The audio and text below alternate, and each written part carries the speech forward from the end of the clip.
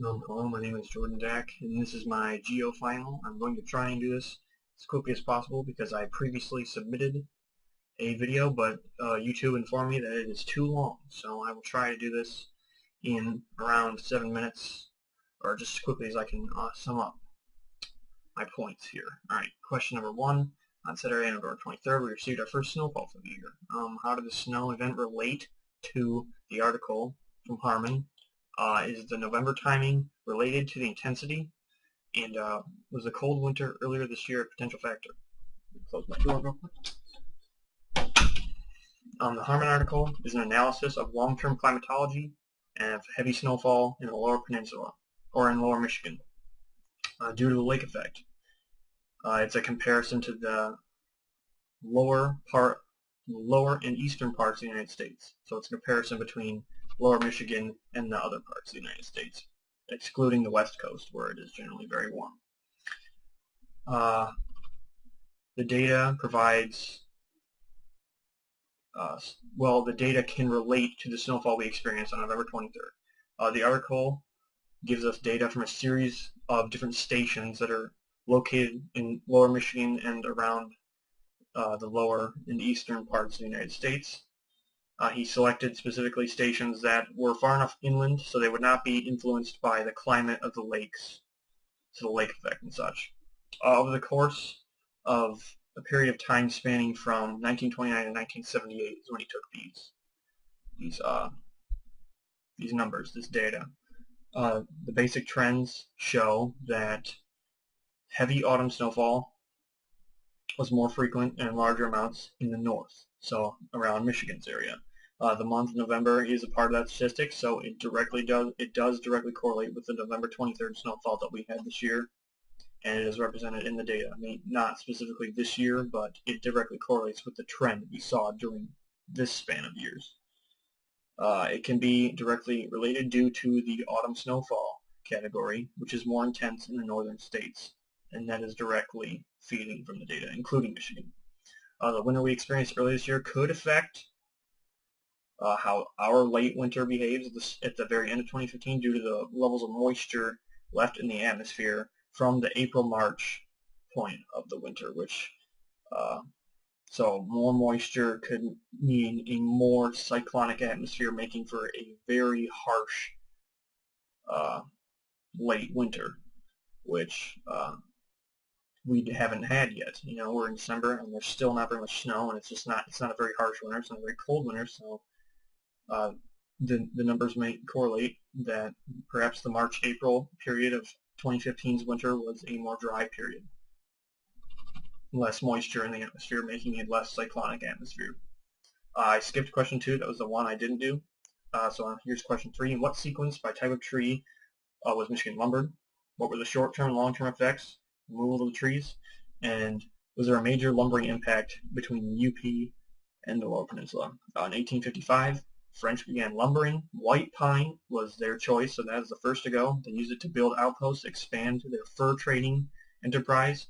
Around 1900 is where they took it. That's when it was all gone. We were out of white pine.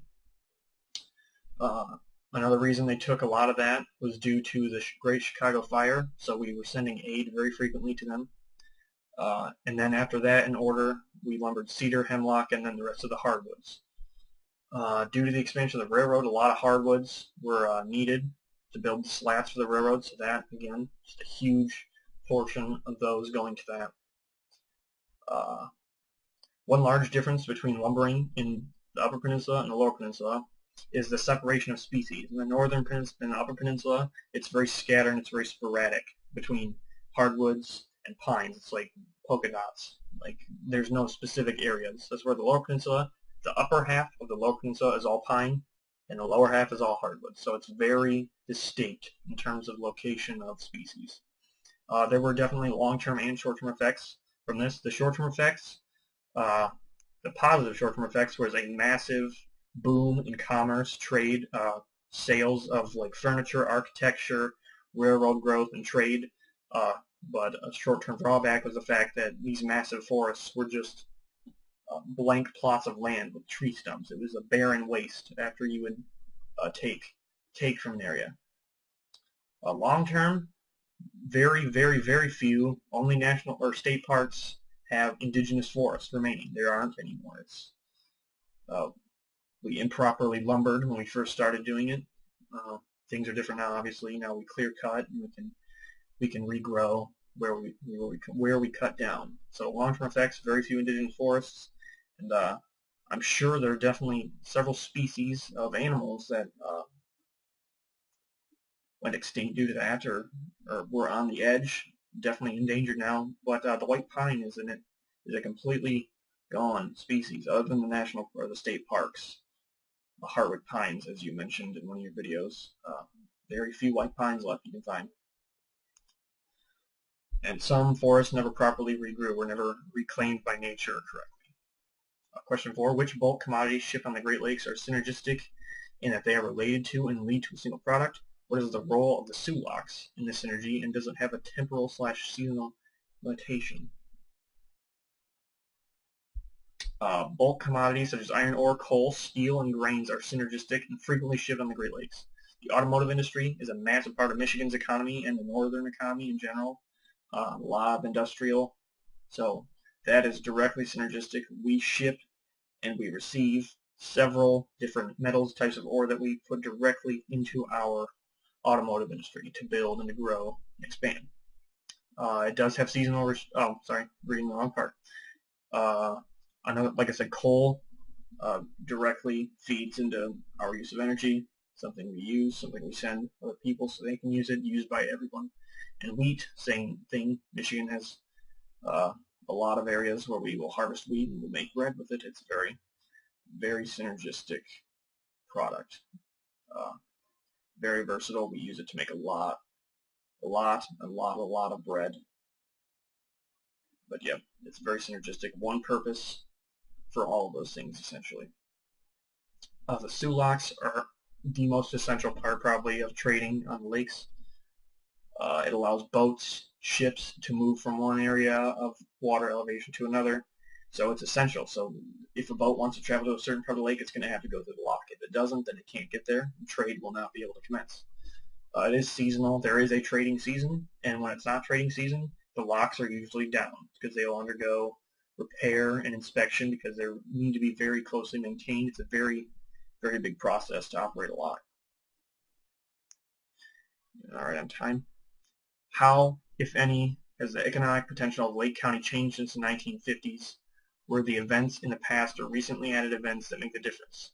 The new economy was introduced where rural was better. Rural, more land was better. It was seen as a better aspect for doing business. So Lake County, very rural, very scenic, very open, a lot of land available that directly feeds into the new economy. So that instantly looks better for any new business trying to open up. They're going to look for places to do business. They're going to say, all right, well, the fact that Lake County is so rural, that makes it promising. Another thing is its lack of employment, or not necessarily lack of employment, its level of unemployment. It has around 11.5% unemployment, so there's lots of people looking for jobs in Lake County. It has a very high population too. It has around 12,000 people in it. So that's a lot of people that could use a job, you know. And then the final piece is Lake County's location in relation to the North American manufacturing belt. Michigan, lower Michigan, is a huge part of manufacturing. So put a manufacturing job in Lake County, and with all the new economy aspects and the unemployment, you will definitely have a successful business there. It is a very good idea. Question 6, Andrea Moravsky looked at the location quotient of housing units in Michigan. Can information from the Richard Group article amplify her findings? They absolutely could. She'd have to add in 2 more variables, or 3 more variables. You have to account for unemployed citizens, elders, and immigrants, because in her video, or in her project, she's talked about the number of people living in each household and the number of households and how they don't necessarily correlate. Well, there's a few variables that she could put in there that might alter that, or that could explain why it doesn't directly correlate, and that would be elders, unemployed citizens, and immigrants. When there's elderly people, there are, you know, people's parents will move in with them so they can take care of them, or they'll move in with their parents to take care of them, elderly people who are unemployed. So that might offset there will be a larger than average number of people per household. Unemployed people, let's say a family's son is unemployed, so he moves in with his parents, he's living with his parents. So there's a more than average number of people per household. And then immigrants, so if somebody is from Russia and his family lives in America and he moves in with them and him and his family move in with them, and that's a larger than average amount of people per household, so it does not directly correlate. So that could be why her hypothesis was not proven, due to the fact that those variables were not included. And then question 7, looking at the LQs of all of these different projects and Chapter 34, can I identify a common denominator? Well, the way I see it, Lower Peninsula of Michigan, wealthier, more structured, more community-based. So the average amount of teen parents is probably going to be lower. The average amount of low income is going to be lower, and the average amount of low weight births is going to be lower. Because low weight birth and low teen birth, or teen birth and birth weight, low birth weight directly correlate, because obviously a teen parent is not fully grown, not fully developed herself. Not only can she not fully support herself, she can't fully support a child, so that directly leads to a low weight baby at birth. And I believe that there are more teen parents on average in the Upper Peninsula due to the lack of community, the lack of regulation, like there is in the Lower Peninsula. Lower Peninsula is very well kept in relation to the Upper Peninsula. I'm not saying that Upper Peninsula people have any less value of life. It's not suburban, there's not a lot of city, there's not a lot of structure. So I can definitely see how there may be a correlation between those variables and the locations. And that is it. Hopefully it works this time. And yes, thank you. Have a good night.